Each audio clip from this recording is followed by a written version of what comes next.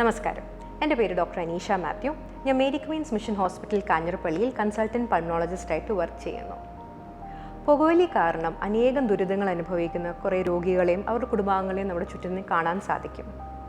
പുകവലി നിർത്താൻ സഹായിക്കുന്ന കുറച്ച് കാര്യങ്ങളെ പറ്റിയാണ് ഞാൻ ഇന്ന് സംസാരിക്കാൻ പോകുന്നത്. ആദ്യമായി നിങ്ങൾ പുകവലി നിർത്താൻ തീരുമാനിച്ചിട്ടുണ്ടെങ്കിൽ ഒരു ക്വിറ്റ് ഡേറ്റ് സെറ്റ് ചെയ്യുക.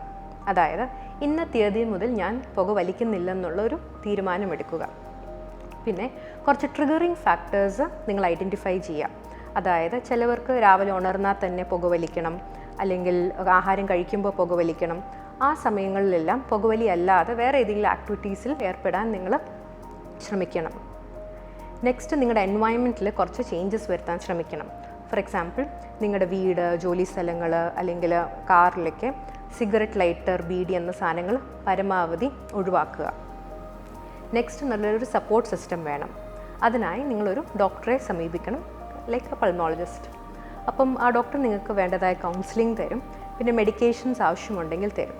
അതിലൊന്നാണ് nicotine replacement therapy. Cigarette, beedi എന്ന സാധനങ്ങളിൽ നിക്കോട്ടിൻ കണ്ടൻറ്റാണ് നമുക്കതിൽ നിന്ന് ഒരു സന്തോഷവും സാറ്റിസ്ഫാക്ഷനൊക്കെ തരുന്നത്.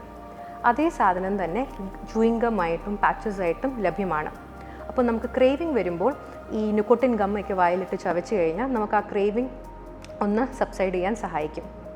അതുപോലെ അതെടുത്തിട്ടും പിന്നെയും ക്രേവിങ് ഉണ്ട്, പിന്നെയും പുകവലിക്കണം തോന്നുന്നവർക്ക് വേറെ മെഡിസിൻസ് ലൈക്ക് ബ്യൂപ്രോപ്പിയോൺ മാതിരിയുള്ള മെഡിസിൻസും ഡോക്ടർ പ്രിസ്ക്രൈബ് ചെയ്തേക്കാം. പിന്നെ പുകവലി നിർത്തുമ്പോൾ നിങ്ങൾക്ക് ചില വിഡ്രോവൽ സിംറ്റംസ് വന്നേക്കാം. ചിലവർക്ക് ഭയങ്കര ഇറിറ്റേഷൻ ആയിരിക്കാം, ചിലവർക്ക് ഉറക്കക്കുറവായിരിക്കാം, ചിലവർക്ക് കോൺസ്റ്റിപ്പേഷൻ ആയിരിക്കാം. അപ്പോൾ നിങ്ങളുടെ എന്താണോ വിഡ്രോവൽ സിംറ്റംസ് അതനുസരിച്ച് നിങ്ങളുടെ ഡോക്ടർ അതിനായിട്ടുള്ള മരുന്നുകളും തരും.